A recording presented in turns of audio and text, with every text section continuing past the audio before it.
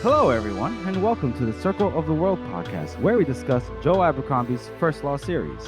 I am one of your hosts, Lord Chamberlain Jeffrey, and here are my co-hosts. Archlector George. And Harrison, the Adeptus Historical. We continue our coverage of Last Argument of Kings, the third book in the original trilogy. For this episode, we'll be covering Reckonings. So, let's get started. As usual, we want to thank the audience for all your support. You guys have been so kind and so nice. Especially you, Will. Especially you, Will. Just so attentive to our... Was that enthusiastic enough for you? to our tenor and tone. We appreciate it. Thank you so goddamn much. And we just want to remind everyone to please follow us on social medias, our YouTubes, anything else, Georgie. Go to our websites. Yes, go to the website. Yeah, appreciate that. That'd be nice. So, since we are doing the one chapter, and there's, a good amount to dive into here, we're going to break it up in two parts. So we'll start off with our first segment, which is our best meme of the week. George, take it away. So we have a user on Reddit, Joshua Foster-author. I have no idea if he's actually an author, but I can't be asked checking right now. But it's just say one thing for Joe Abercrombie, say squelch, and then a picture of some squelching, that leaves it open to the imagination, doesn't it, George? When you say it like that. Yeah, sorry, a boot coming down on a puddle. Yeah. I think I like that first image better that you described. Some squelching going on. Yeah, I did not think that through when I first. Oh, that's funny. That's good. Good. And that's obviously a nice meme that references Joe's absolute. You might want to say overuse of the word squelch. It's borderline, like it's borderline. I think it's used just about the appropriate amount. Or make a sound. He'll instead say squelch. You just always count on it. Yeah. I mean, I think that word just describes so many different things, and it's so visceral. Like it just gets to you, doesn't it? So yeah, thanks for that. That was a brilliant one. Thank you, Joshua Foster-author, for that. And thank you, Pacey, for your translation of squelch and people's weird issues with it. Squelch. Thank you for that, Georgie. So we'll go ahead and we'll move right on to. We, as we all know, Joe loves the use of the word squelch, a bit much for some people's taste, but he's got to get the point across one way or another. But thank you for that, George. And so we'll move on to our first part of the chapter read through. And so we start off from Logan's perspective. Our boy, Logan Ninefingers, who was briefly the Bloody Nine for a brief moment. And, Dogman almost got fucking murdered, but he's okay. He got the, Logan knocked back into him. Got the Logan. We should start using that. Got the Logan knocked back. Somebody knocked the Logan back in that motherfucker. Somebody knocked the Ninefingers back into that fucking cocksucker. All right. Anyway. So, Logan, he's running through I believe the Agriant, right? Or yes. Well, they're in the Agriant now, I think. They are in the Agriant now, and he's thinking to himself that, Red Hat might have been right. What the fuck are we doing here? But anyway, it's too late now. And so, I like this part where he goes, there was no reason for anyone to die here, no one except the Bloody Nine, at least. And it was high time that bastard got his share of the blame. But it's, Logan, come on, buddy. We know that's you. And he's like crazy on the Bloody Nine, just loses control like that. That Bloody Nine guy, he's a right bastard. That dude's he's a lot to handle. Oh, there's something I can do. Drinks and he just goes off the handle. Ooh. Anyway, so he goes through. As he goes through the Agriant, he remembers the palace and just the area for what it was. There was so much laughter, so many people. There's so much people. The classic. This place isn't what it used to be. It used to be so pretty, and now it's sad, and people are getting eaten alive by eaters. Oh. So obviously, Logan's going through the Agriant. It is just scorched earth. There's bodies strewn about the lawns. Some of them were armored, some are not. He hears a distant roar. He thinks it's a far-off battle. It could be. I think it might just be the incoming storm from Baez's little seed experiment, his little Bill Nye the seed guy. thing going on. That makes it sound weird, Jeffrey. The Z guy, and I am operating at 40% capacity right now, folks. You're gonna have to bear with me. Again, living out of my parents' house until I move in the new apartment. And yeah, so he goes through what was the heavy doors, the gate to the palace, I believe, to the guardians of the palace. Correct? Correct me if I'm wrong, Harrison. Yeah, it's the same place that Giselle was just at, where they were fighting, like right. the Palace Gardens area into the Agriant, that kind of Mhm. space. Yeah, and then there were the two twins. They had cleared the area. They murdered the Knights of the Body, and then they. I mean, you see like the results of that, like all of those fights. Like you get descriptions of it at the time, and you see like, oh, people fucking getting knocked around and shit like that. But you never actually see the like the aftermath of it, and it's just fucking horrific. Like these guys have just been like torn to shreds. Yeah, yeah, we see, like you said, the aftermath of that one guy that got sliced clean in half. We saw that in real time from Giselle's perspective in the previous chapter. And Logan just comes up like, what the fuck? He's like, what happened here? And then, but he comes up to a guy that stood in the midst of all this, and this is another eater. And I'm assuming, I guess, when we heard more, remember when they closed the gates, like Gorse had to close the doors actually to the other room that they ran into, and we heard more like blood curdling screams and everything. I guess this is when more eaters came in, or at least this other eater came in too, because he's obviously spattered with gore, but we only see the twins chasing Giselle and company, right? Yeah.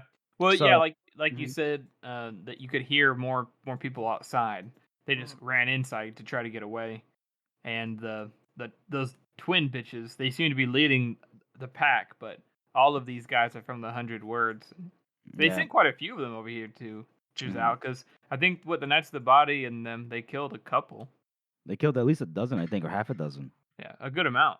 of the Knights of the Body. Yeah. Also, what's with the misogyny there, Harrison? Why do they have to be bitches? Hmm? Hmm? Damn those bitches. Damn those bitches.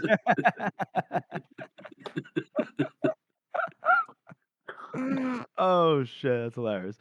So yeah, anyway, this gentleman, this eater, he he has black hair, dark skin, smooth and flawless like a baby's bottom, and he doesn't look happy. He just looks kind of, he doesn't look like anything really. He has no emotion on his face, and he looks at Logan, and immediately upon looking at Logan, knows that he's Northern, starts speaking in Northern, tells him he's a long way from home.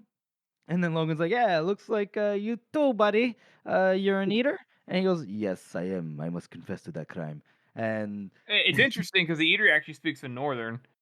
yeah, which is like, you would think, like, so are they highly educated, or is this eater from the North? No, because he's black, doesn't he? He describes him as Whoa, being whoa, black. whoa, whoa, whoa, whoa, whoa, whoa. Don't be racist. He just says he has dark skin. We don't know what that means. Oh my god. Yeah, he could have a very strong tan. Good, that's what I'm saying. I know you and George don't know anything about it being from The North Oklahoma with no and tan. England. They're always described as pale. You know what? I'm going to completely throw off your mojo. This is payback. Sorry. I'm so sorry. So Logan, they're having like a little bit of a, a little swar, a little, fuck, I just don't have the words right now. Hold on. They're having a little bit of a conversation, and Logan goes, yo, so should we get to the fighting then? Should we just try to kill each other? And this guy goes, I came here to kill Baez. I didn't come here to kill anybody else. And then Logan is looking at all the corpses, and then I guess all the gore of this guy. And he goes, so how's that working out for you? He's like, bro, I think you fucked up. I think you missed your objective then, if that's the case, because yeah. And then then we have a little bit of like, the eater says, once you set your mind to killing, it's hard to choose the number of the dead. And then Logan goes, yeah, homie, I gets that. And then he says, blood gets you nothing but more blood. My father used to tell me. Guy says, wise man. Everybody says that about Logan's dad. Like, Yeah. You're like, damn, your dad must have been a genius. Yeah. Too bad he got fucking murdered by the shanker like a little bitch. Anyway, and then The eater says, it goes, it is hard sometimes to know what is the truth. It is fitting that a righteous man should have doubts. And And I think that's really interesting that, like you said, like all the eaters do appear to be really like highly educated and they're very soft spoken, most of them. And a good amount it's of them. interesting that that they have that kind of fucking self reflection, despite being murderous, sorcerer, cannibals. Yeah. Yeah, I think after your, fifth or seventh, human that you've devoured, you kind of thinking to yourself, I don't know if I chose the right path in life. What's interesting is like you can't like go back from being an eater once you Right. perform the ritual, whatever it is. So like all these people who do it, even if they thought it was a good decision early on, or even if they don't have a choice, they have to settle with the fact that this is what they are now. So they're all Yeah. kind of just like sad. Yeah, I mean, I'd be sad too. Can you imagine if you decided to try out being a vegan and then you turn out to be a vegan for the rest of your life? I guess. Yeah, you can't go back Yeah, ever. Even if you wanted to go back to eating a delicious, steak, and you can't, buddy. I Sorry. guess that's actually that's kind of a good analogy, Jeff. I feel bad. Thank you. You comparing eaters to vegans. Yeah, absolutely. So, and what to your point, George? When Logan says, "I guess you tell me," I can't say that I know too many righteous men. The eater responds by saying, "Oh, I once thought I did. Now I'm not sure." And I wonder if he's talking about Khalul here, Khalul Mamoon, maybe. I mean, he's definitely doubting like what he's been sent there to do. Well, it's obviously been like since he became an eater, he's been taught and indoctrinated into believing that buyers is this big fucking enemy, and the union are just like his puppets, and he obviously honestly believed that. And now that he's here, he's just like, well, he's just like ordinary people, same as the experience of any other soldier. Mm-hmm. Yeah, it's like with Mamoon too, like how he's like, yeah, I kind of do this thing, and yeah, buyers, you're bad, but like, I'm kind of don't like anything else anymore, though. I'm kind of just going through the motions. Definitely. Yeah. Mm-hmm. And so he asks him again that we must fight, and Logan goes, it looks that way. And the eater goes, so be it. And then immediately he's just on Logan's ass. He just sprints. And high speed. Logan can't even get the sword up. He just has to try to throw himself out of the way, but he still gets like a hit in the rib or something, and he just is tossed, strides away, flopping around. His ribs are fucked up at this point. He Probably can't more even, than his ribs. Yeah, and he can't even breathe. Like every breath is painful. And then the eater kind of just walks up to him, and he goes, "Sorry for this. I will pray for you. I will pray for us both." And he lifts up his foot just to like step on Logan's face. And then out of nowhere, a fucking axe comes and chops this dude right in the fucking face. And it turns out it's Shivers. And and so Shivers is pressing him, but then the guy, this eater, he smashes, a fist down on the shield because he doesn't need no weapon. This is an eater we're talking about. And it basically fucks up the shield, and it fucks up Shivers' arm as well. And he doesn't need a weapon, but there is that one guy who had a stick. A stick, a big club, yes, a club. Yeah, big club. He had that reserved just for Baez. And I've got a club with your name on it, Baez. he was gonna commit a hate crime against a senior citizen. This ain't right.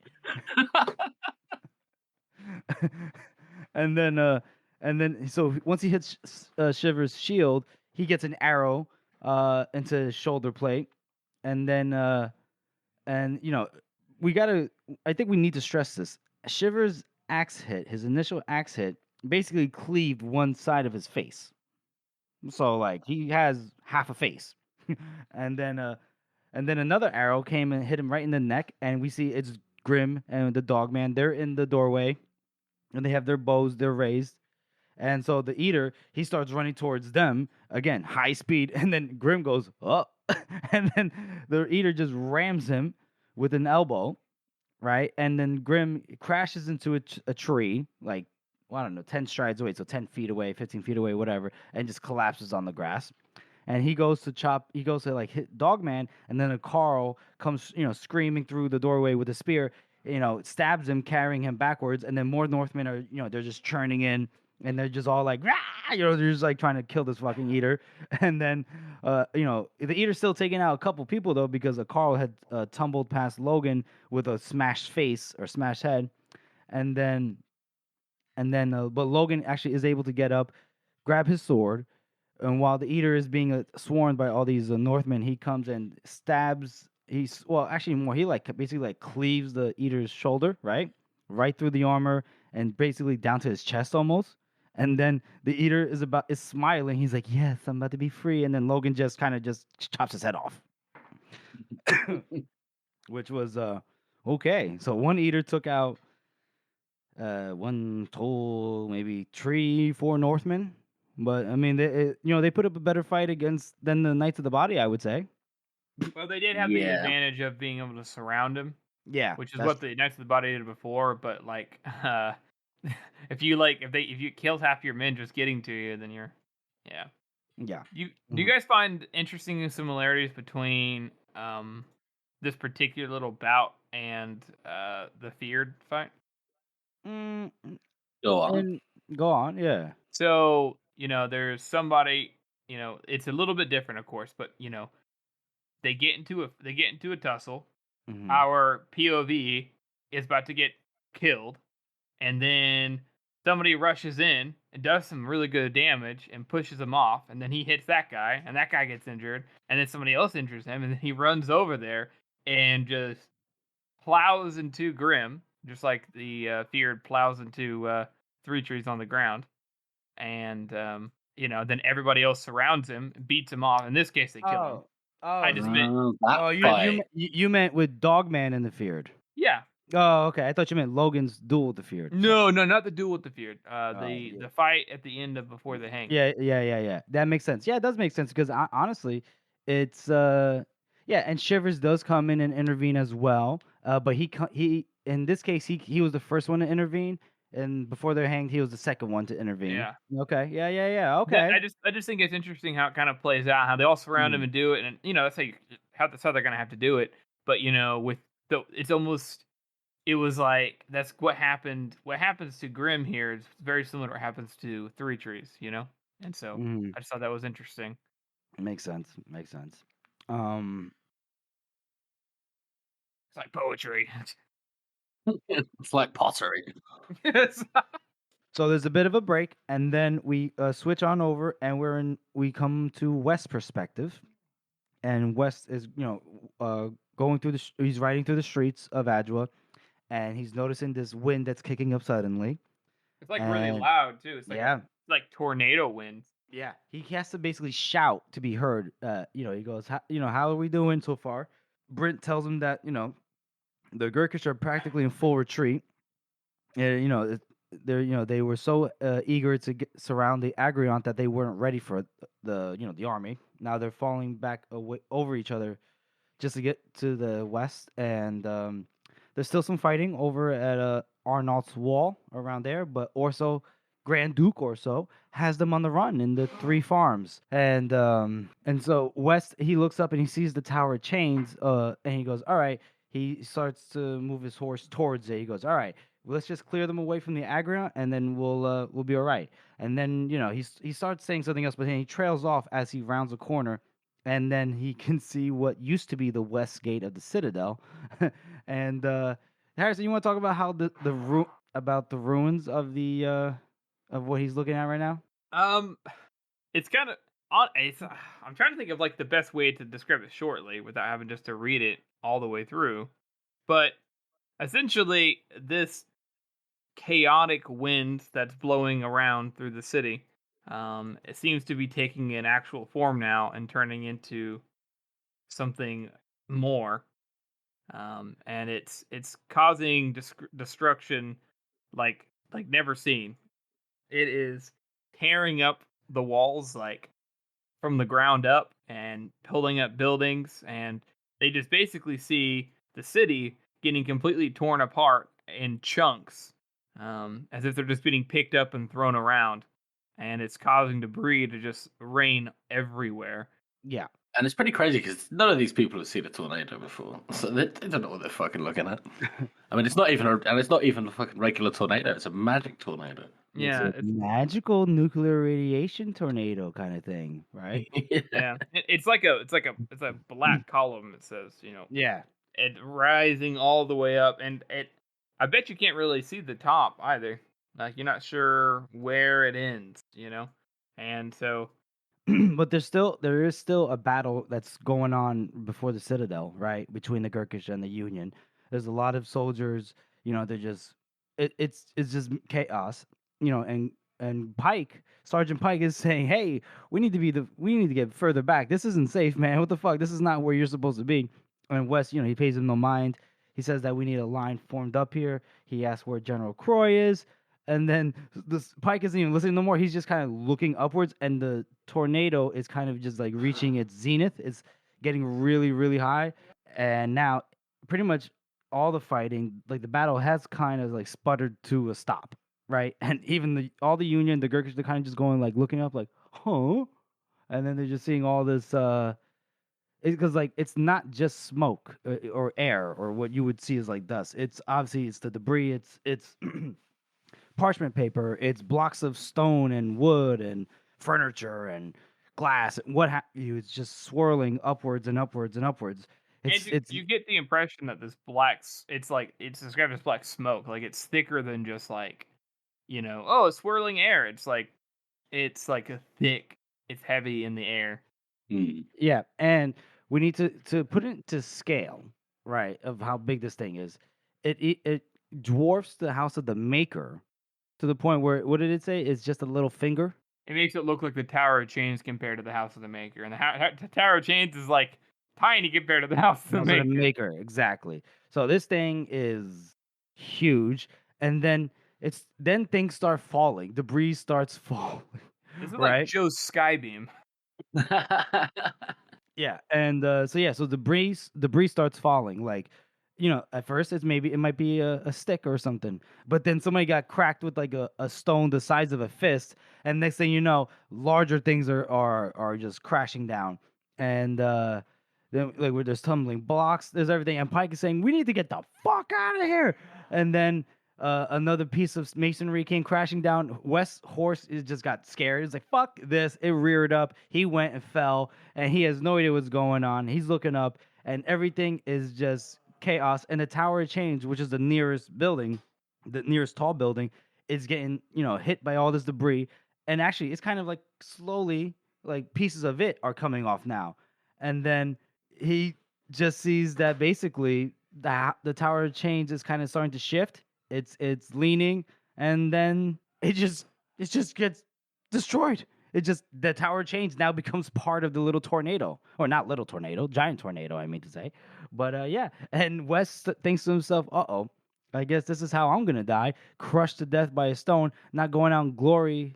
Not going out like, in a wave of glory like, General Polder or anything, or not going out in my sleep like Marshall Byrd, or not even getting hanged for killing Crown Prince Ladislaw. Nuh-uh.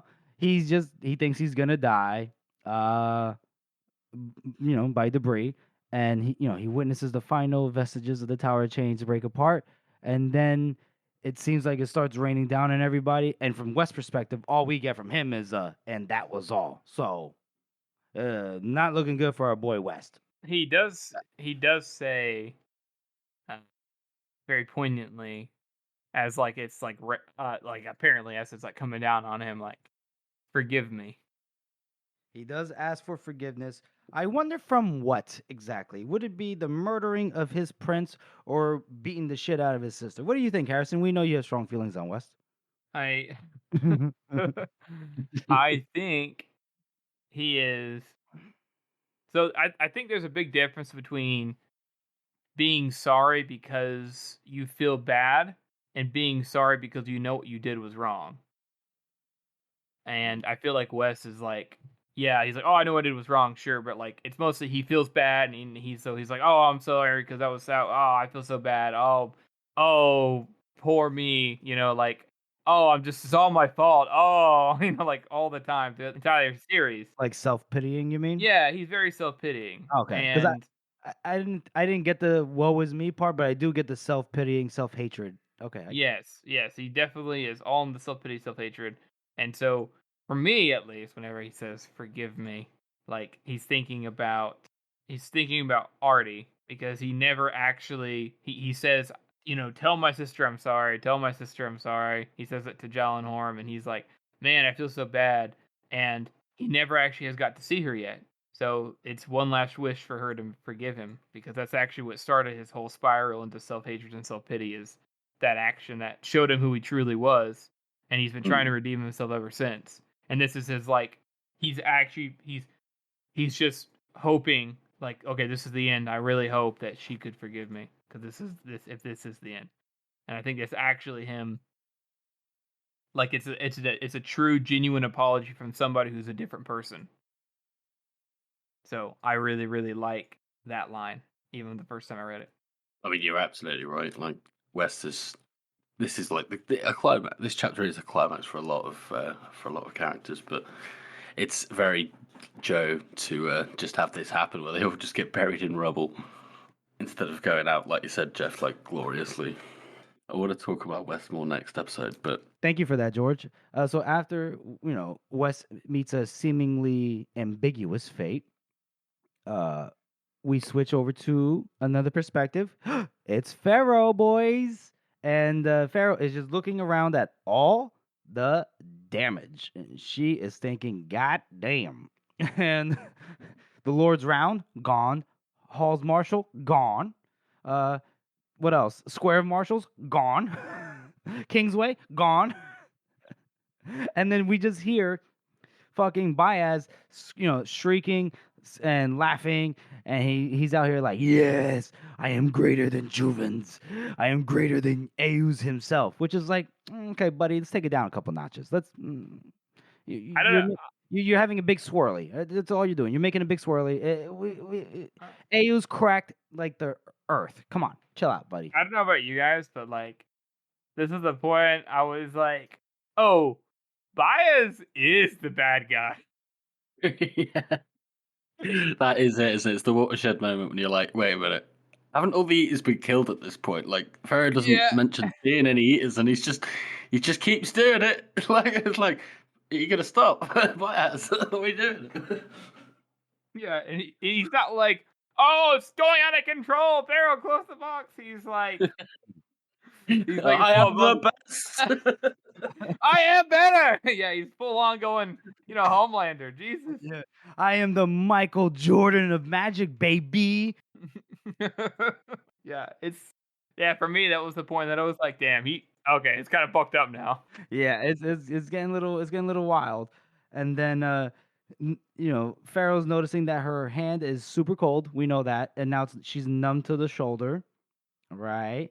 And then she starting to see shapes in the little, I guess, because they're in the middle of a circle where they're protected, I guess, from everything, right? So I guess all the wind and everything is happening around their circle. So theirs marks the eye of the storm, so to speak. And in that, what she's looking at, which we would call the wall of wind or something. I don't fucking know. The wall of wind. She's. Imagine if Baez had to say that whenever he did it. Behold my wind wall.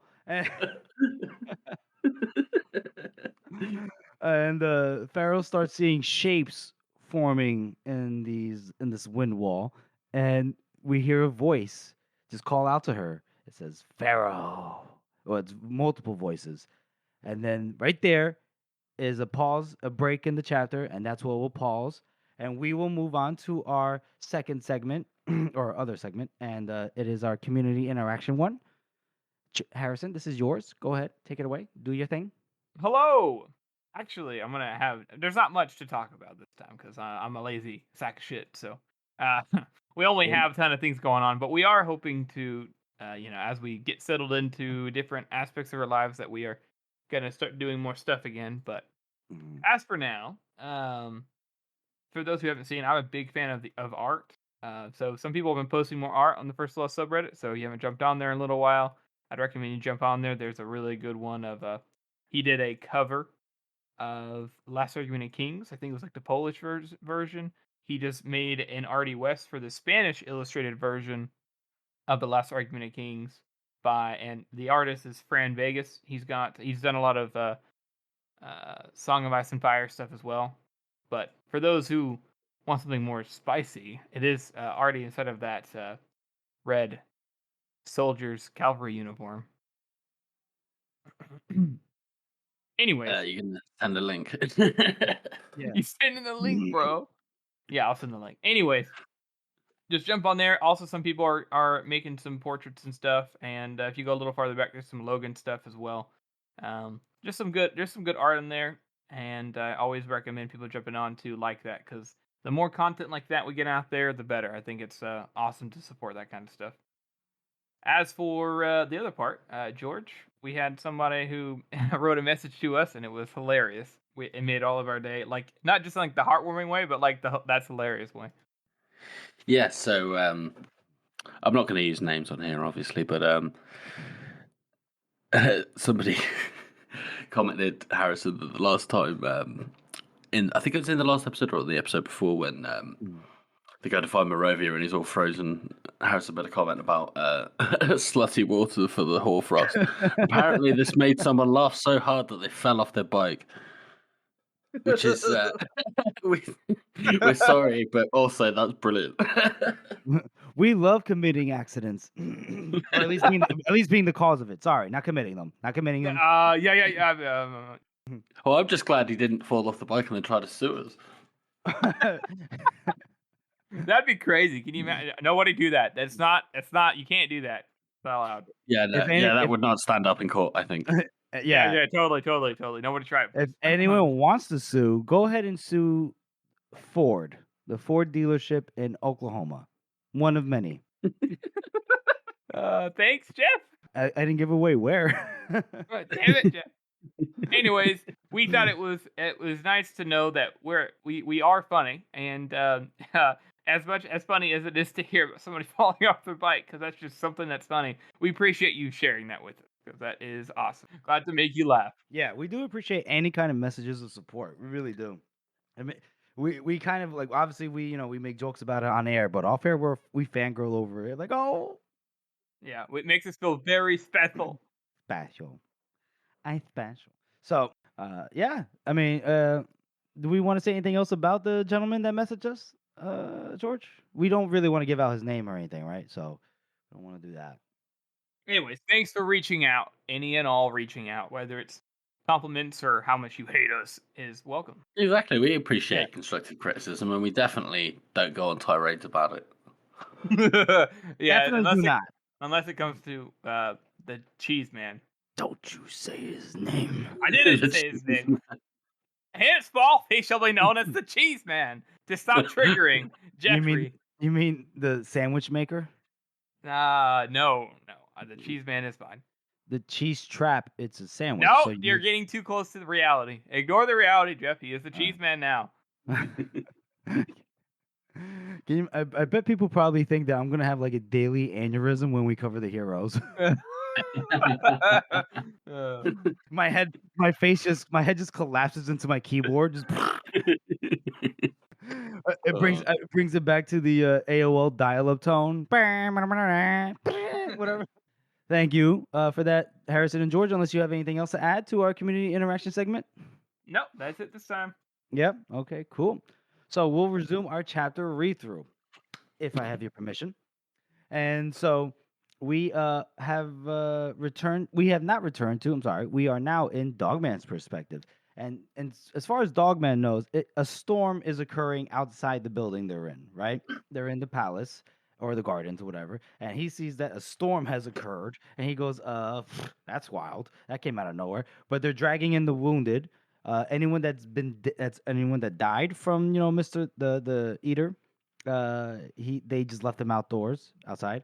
But they brought in the wounded to tend to them, and Logan and Dogman are carrying Grim in, and Grim doesn't look too good, and he's not in a good way. He is not in a good way, and Dogman is like looking around and sees that Logan and Shivers are standing there, and they're just staring at each other, and it's not like it's not hatred exactly, but it's not respect. He doesn't even know what to call it, but he doesn't even give a fuck at this point. He's mad now. He snaps at Logan. He goes, "What the fuck were you thinking? You're just going off on your own like that. What the fuck's wrong with you? You're supposed to be a chief. What the fuck kind of effort is that?" And then Logan doesn't know what to really say or do. I do want to talk about this. I don't know if I want to talk about this now or maybe at the end of the chapter. We will. But Logan stares back at him and he just says he's like dumb. He's, hey, I gotta help Pharaoh and Giselle. And Dogman goes, who? Who? These are motherfuckers. We got real motherfuckers here, Northmen. They need help. And Logan just says, oh, I'm really no good to help with the wounded. And Dogman goes, oh, no, that's right. Only with making them wounded. Get the fuck out of here, Bloody Nine. Just get the fuck out of here.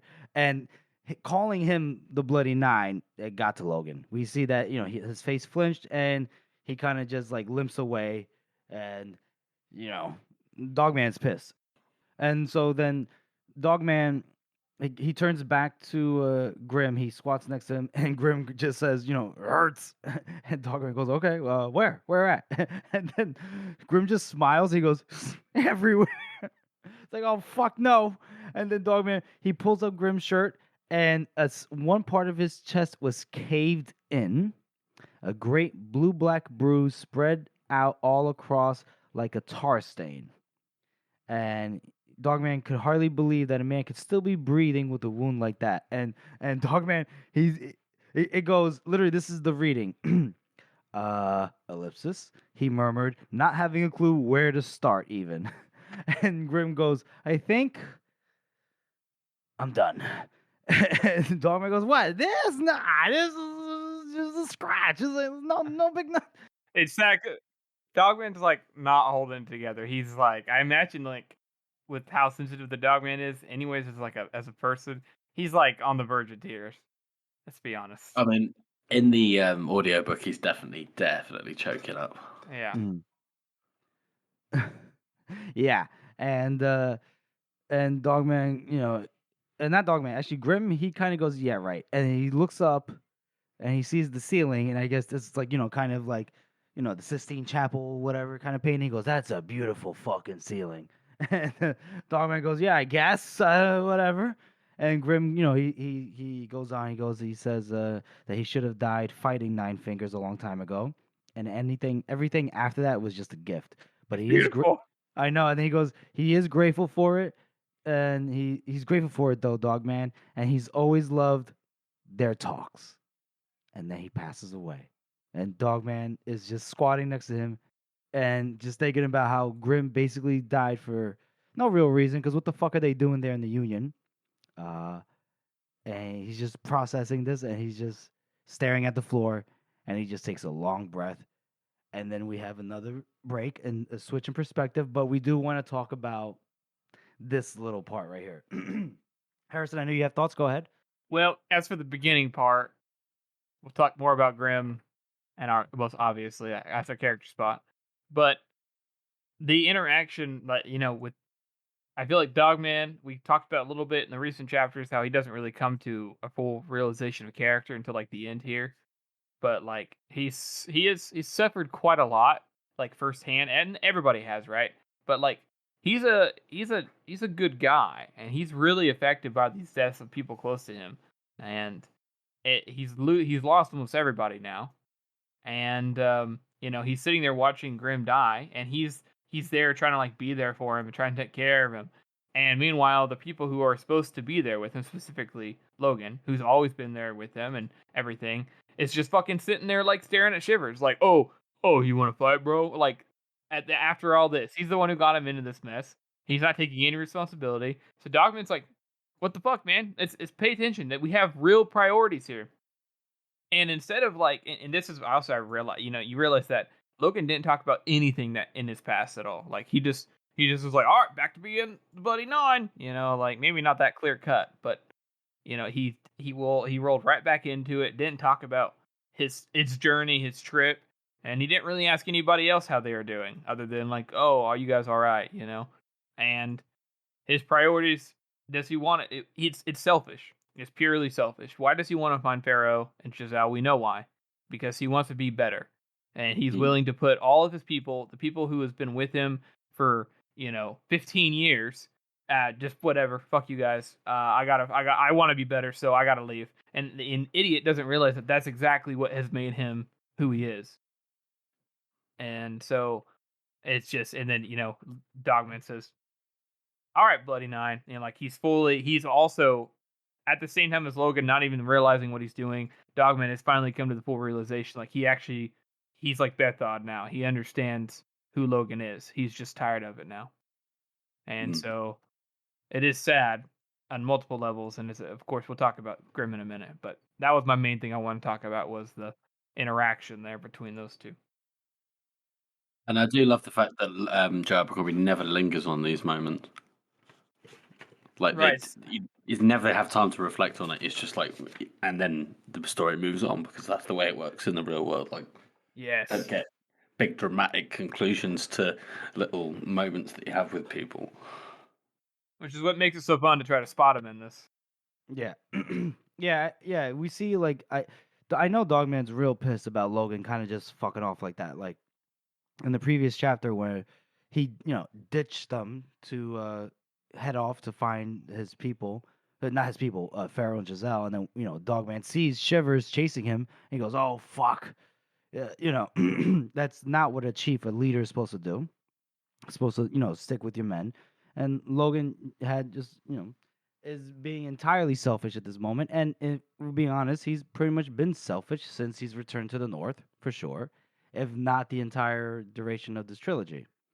And Logan, I mean, by heading off like that, you can make a very reasonable argument that he led Grimm to his death, right? Because if they would have stuck together, maybe they would have taken a different path. You never know, or maybe they would have came up as one instead of like piecemeal.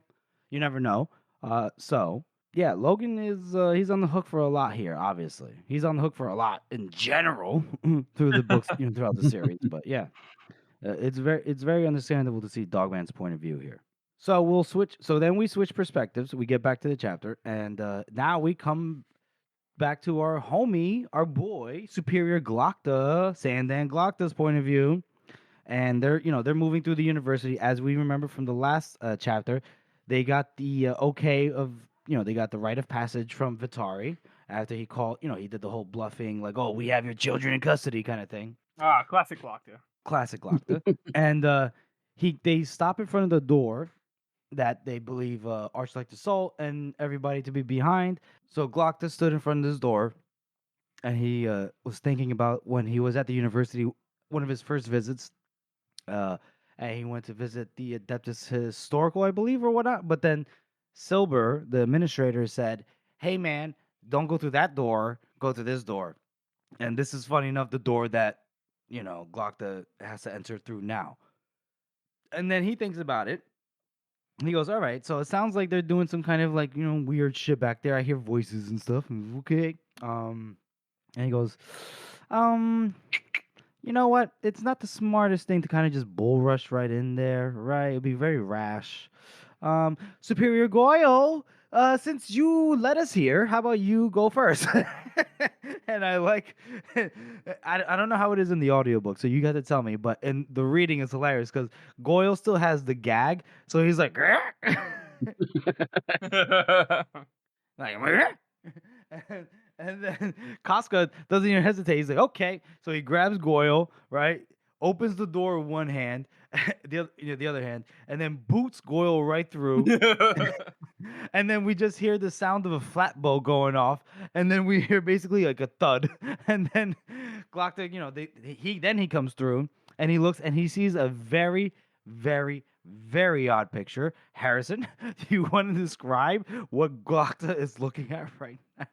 Yeah, he sees Silba, the Adeptus Demonic or whatever, at a lecture, and he's like, saying all these chants, and he's like sweating, like profusely, and everybody in there is like as part of this ritual, and they're all holding fucking candles and shit. It's like exactly what you think of whenever you're trying to do a ritual in like real life, which I thought, but of course, whenever you hear it in first thought, it almost sounds just stupid and silly. Even though it's exactly what you would imagine. There's salt on the ground. They've got this whole like circle, as presumably some form of the 11 wards reversed, because, well, that's how these things work. So, and they have all of the Adepti standing around like trying to help with the ritual, and Salt is there too, like like all part of it. Everyone's joining in, chanting, and like trying to get stuff to happen. But we know it's not all bullshit because it's extremely cold and getting colder by the minute in that room. I mean, presumably they've been doing this for a while, and this is what they used to kill Moravia. We need to talk about that in a bit, but let's save that for the end, or at least the chapter, because I have thoughts on that. But go ahead, Harrison, if you want to keep talking about it, or no, that you think. Yeah. So, and then Glock is trying to figure out a way to, stop this. So he's not really sure exactly what to do. So he's like, stop this. And one of the mercenaries. Well, hold on. Not necessarily, right? Because he doesn't say stop it now first. At first, he's just looking around. He's taking in the view of what's going on. It's a very odd, obviously, like how you described it, Harrison. It's very weird, right? Glockta is thinking, I have not seen this before, and what the fuck? Also, can we point out that this room has, I don't know if you pointed out, I'm sorry. Did you point out that it has the same mural? I did forget about the mural, yes. Okay. It has the same mural as down in the, like where, in the dock house, in the mansion down by the docks, where it shows the fall of the master make, or fall of Juvens and the master maker and their fight, and then the Magi going off to war. That whole scene there, but it's quite a picture, and it's definitely odd. And whenever Glockta tries to get somebody to go and stop it, like it's one of the mercenaries, one of the other adeptus are like, no, wait, stop, don't come any closer. You have no clue what's gonna do. Oh, don't do it. Don't, whatever you do, don't cross the salt. And Glockta does something interesting. Normally he'd be like, fuck that. But now he's like, after all this, everything I've seen is fucking cold in here. Maybe if we do something like this, we're gonna be screwed. Maybe this will be the end. Maybe we're going to kill everyone here. Maybe I should rethink this. Glockta is actually kind of freezing up because he doesn't know what to do.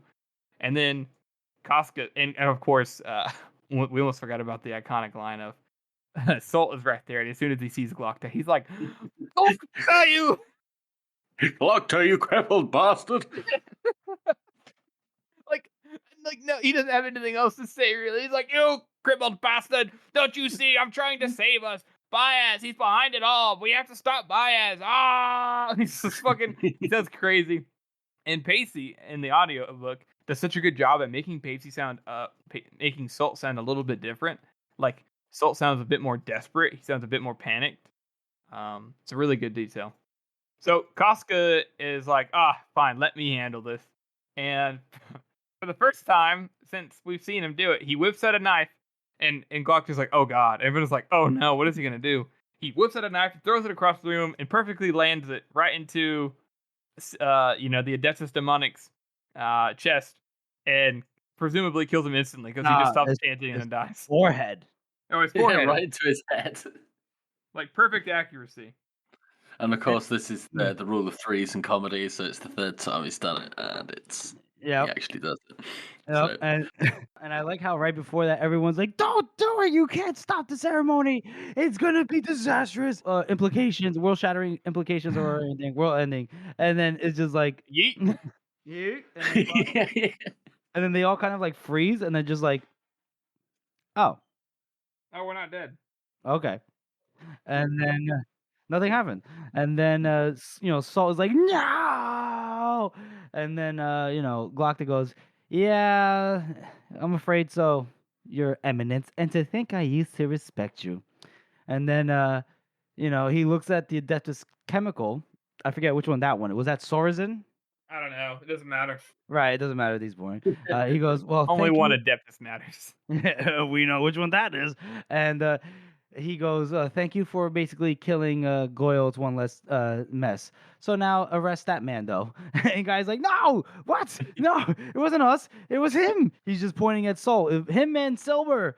And he goes, yeah, but we'll just wait for the interrogations. Now, can you take His Eminence into custody? And Casca goes, and he just yeets him too. And Soul is like, you blundering idiot. You have no idea of the danger that Baez poses. The first of the Magi and his bastard king. You have no idea. And then Glockta just says, if the Gurkish don't kill us first, then you can tell me plenty. You have enough time to tell me all your reasonings.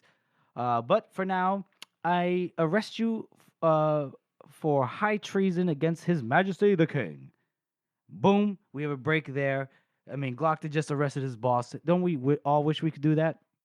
And then, I don't. Yeah, that would be a bit awkward for you, Harrison. so we switch our perspective back over to Giselle. We haven't seen him a little bit. We saw, since the last chapter, and he's a little scared, I guess we could say. One of he's facing the twins in case anyone doesn't remember, and one of them just straight up ask him, "How would you like to die?" Which is not cool, lady, not cool. Actually, it's pretty respectful. It is, but not cool. It's scary. And Yeah, but whenever somebody asks that in a film, they're never going to do what you want. right, You know, you're like, Oh, that's a good point. yeah, they're just doing it to be bitches because they're yeah, bitches. exactly. She's not being respectful here. She's being a dick. And Gorse, he goes, "Your Majesty, get behind me," or "Your Majesty, get behind me." And Giselle goes, "Not this time. He's done." So he throws off his crown. He gets his sword ready, and he's about to be like, this ain't happening. Which is awesome. Yeah, I mean, he even says it out loud too. He goes, he says, "I've lived my life leaning on others, hiding behind them, climbing on their shoulders. Not this time." So, oh boy, here we go. It's another watershed moment for fucking Giselle, like finally becoming who he's meant to be, like Yep, that's filling that crown. Mm-hmm. He doesn't. Yeah, and I love it too. Like you said, George, it's a good point. It's like just a subtle, quiet moment here, and it doesn't linger on it. It doesn't make it all crazy grandiose. But like this is Giselle's like climax because he's not doing this just to commit suicide. He's not doing this because he's thinking, "Oh, this is supposed to be the right thing to do." He's doing this because this is who he is now, and that's what makes it so good. Yeah, it makes it so cool. And then him and Gorse, they raise their swords at the same time. They're about to go out like like G's, like bosses. Yeah. And then Morovia kind of just speeds right past them both and gets right between the twins. And he has something in his hand, a long rod of dark metal with a hook on the end. And it blazes suddenly, like it turns like burns like bright white. And then it's because obviously they're in the chamber of mirrors. If anyone forgot, there's mirrors all over the place, so it looks like there's hundreds of hooks all over, and we don't really know what happened. And then we just kind of like after the little blur, we just see the twins are standing, High Justice Morovia is standing right next to them, and they're still as statues. And then we see like white steam emanating from the weapon that Morovia has, and then weirdly enough, the first thing to move were a dozen of the mirrors. They just fell in half for some reason. That's interesting how that happened.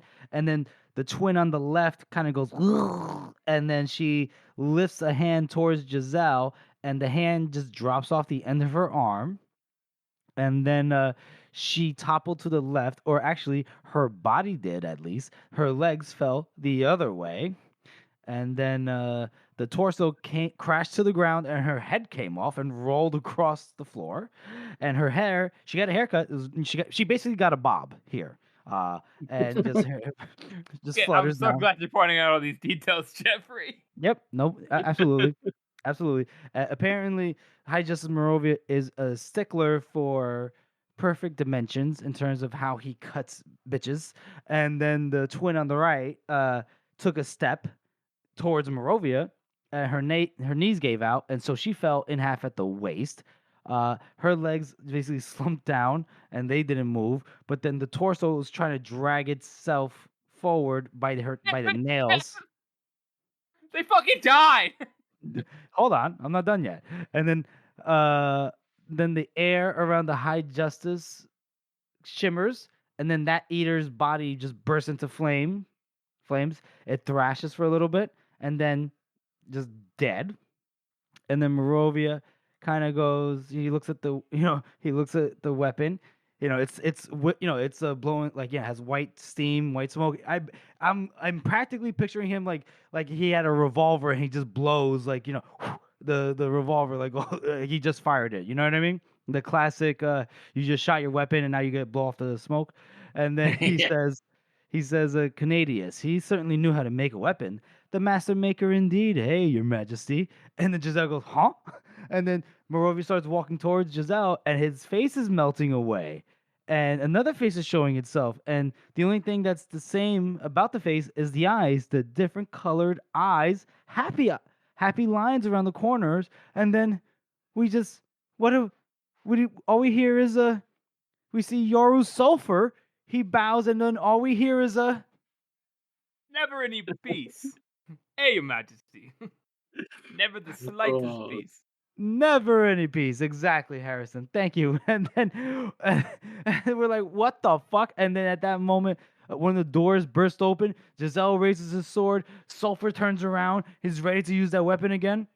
And some guy stumbles into the room, a giant man. He's just fucked up. He's all covered in scars. He's breathing hard. He has a sword in one hand, and in the other hand is clutching his ribs. And then Giselle's kind of just like is stupefied, and he goes, "Logan, Nine Fingers? How the fuck did you get here?" And then Logan just stands around. He looks, and he goes, "Oh, okay." And then he just kind of leans against the mirror and just slides down, and he just says, He went so slowly. yeah, and then he goes, long story. And then we have another break. I was like, what the fuck is happening here? I think it's interesting. I distinctly remember there being a lot of debate. Not that getting too spoilery here about sulfur, and we can talk about it more later. But like he uses high art here, and I think a lot of people forgot he does. Yeah, how do they forget? Well, I just remember a lot of conversations about sulfur's abilities being like, I don't think he has high art. You know, like a lot of people yeah. talked about that, Oh, no. Yeah. Yeah, for sure. which is interesting. Anyways, Yeah. So that happened. And then we switch over to our perspective, another perspective again, our final perspective of the chapter, it looks like. And we just hear voices, listen to us and all that. And again, it's so we're back in Pharaoh's perspective, if I wasn't clear enough with these weird voices. And these voices now are basically she's hearing all kinds of voices. She's hearing her father, her mother. She's hearing Aruf. I don't know who the fuck. Oh, her old teacher. She heard the person who put her into slavery. She heard Yulwei and Prince Uthman, who's now the emperor. She's hearing all these voices and voices that she doesn't even know. And they say that they're the tellers of secrets, basically, that they can give her vengeance. All like everything that she's ever dreamed of. All that she needs to do is just let her in. And the rings, the iron rings that they had built into the ground, that Baez had the laborers built to the ground, are starting to turn white, like with frost. They're also getting super cold now. And all we hear is just Baez's laughter. That's all we hear from him. The wind is still going around, and the voices are telling her that she doesn't need to do anything. That Baez is going to do it for them. He's an idiot. He's going to let us in. He doesn't understand. But he lasts, but not for long. That the gates strain. And if Pharaoh's thinking, like, if Baez is hearing the voices, he's not really giving any sign. And then she's noticing that cracks are running through the pavement, and that they're branching out from his feet, and that the iron rings are starting to shift and buckle, and they're starting to twist from the stone. And the voices are saying that the seals are going to break, the 11 wards, and 11 wards reversed. The doors are going to open. They're getting happy. They're getting happy, and they're telling her soon that they'll be with her. The time's upon us. Before Eus spoke the first law, before he divided the worlds, I guess. All she needs to do is cling onto the sea just a few more moments, and then they could come in and they can give her vengeance and everything. And she knows that Baez is a liar, and she doesn't owe Baez anything. She's excited about this. Her body she's feeling the sensation of her body kind of being not possessed, but the seed is having an effect on her as well. And then there's they're telling her, Feels the potential energy. yep. And then that they'll take the world together, and they'll make the world right. And then that Pharaoh will help them.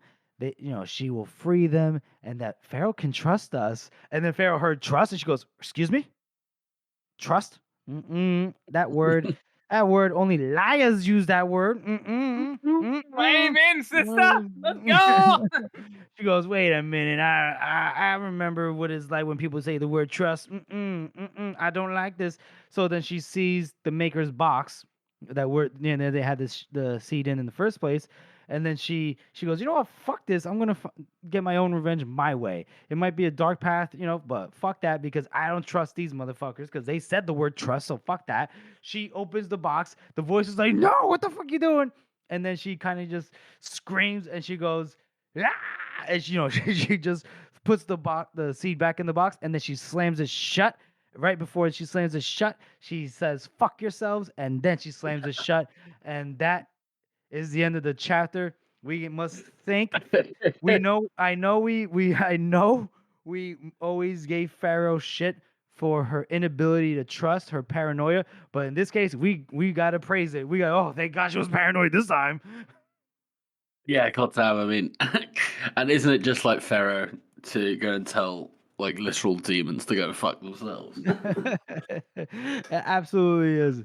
That is such a Pharaoh thing to do. So yeah, that's the end of that chapter. Boys, how do you rate it? 9 out of 9. Wow. Yeah, come on. It's a great chapter. It's so much fun. I got to give it a 9 out of 9 as well. Trifecta, baby. As for why for me, I mean, we get like.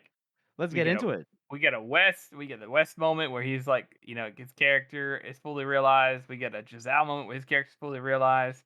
We don't get a Logan one, oddly enough, but we do get it like for the most part a Dogman one. Dogman's just sad. It's really depressing to have to see Grim die. Like really depressing. It makes me tear up every time I hear it.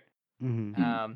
We get a Pharaoh character, like her peak moment, which is her utter defiance of authority, because they're gonna give her the world, and it's interesting as as anytime anybody else has offered her vengeance and all that, she's always taken the offer because she wants any advantage she can get, and she says, no, fuck that, this is ridiculous, I'm not doing this. And hats off as always to Pacey. If you listen to this whole section, the last section, I think it's one of his best like sections to narrate in the whole series, because like he does all these voices, he does Pharaoh's head, like in her head, like super fast paced, like really intense in the moment, and then the fuck yourselves almost feels like a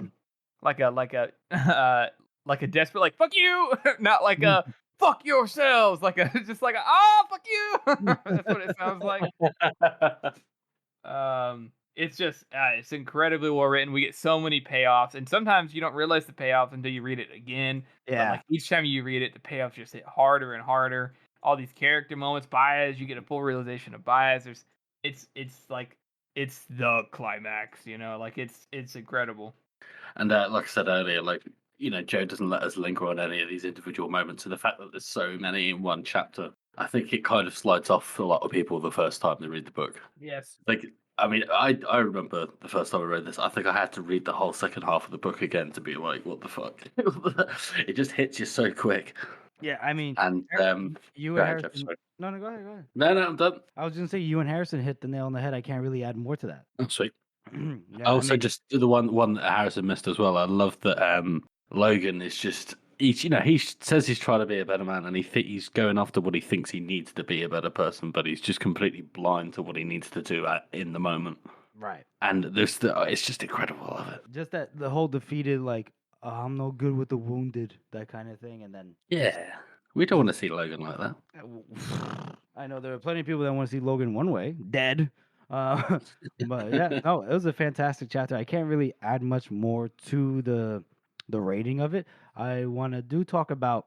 So we see that Morovia was actually Yoru Sulfur, at least from the point in time where like the battle's not started, because it's been a months long siege or whatever. But from the moment where shit hits the fan, the last couple chapters, Morovia was actually Sulfur.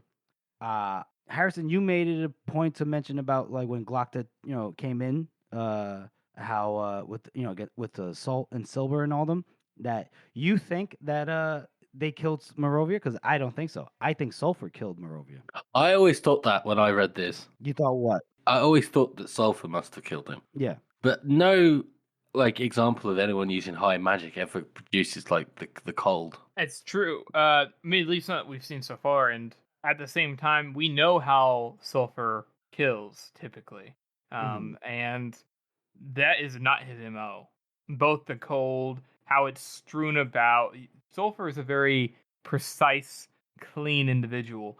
That cold bomb that went off in Morbius' office seemed more like a haphazard, don't know what the fuck is going on, event, which I think a lot of people probably thought it was Yori Sulfur to like look deeper into it, but I do think that it really is. That's how Joe wrote it, is to be that Silva and all that to make it a bigger threat, and most people just read further into it.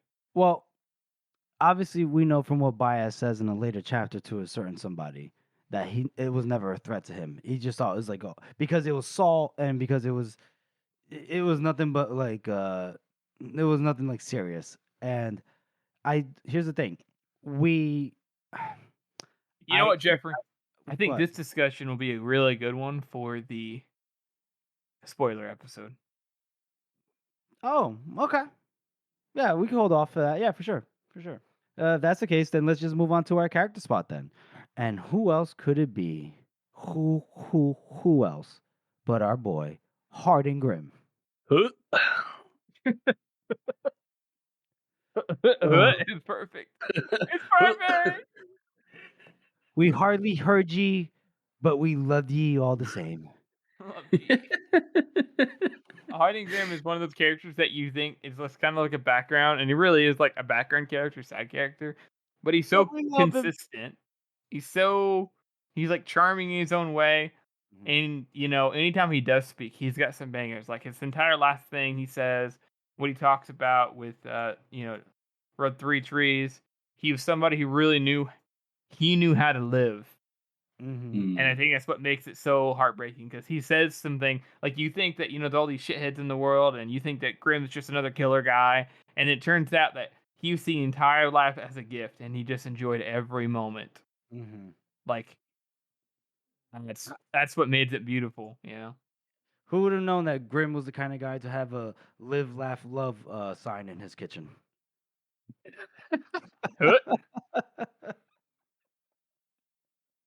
Live, laugh. Yeah. Yeah, it's turning less grim and more goofy in the. No wonder that eater yeeted him out the building. But yeah, I mean, Grim does have some of the best moments, like the fucking bell at the beginning of this book. Fucking waste of a bell. No, waste of a fucking bell by the dead. By the fucking dead. And when he fucking says to West and Ladislaw up in the north, and they're like, right, that's settled. We're going north, you're going south. South's that way. I'm going to piss. Oh man, yeah, he knew when to choose his spots to speak, and he made the most of it. That's for sure. Oh God, and he was great with the blade or an arrow. We knew that. No one better in terms of his precision in the north. Yeah, I don't think he misses.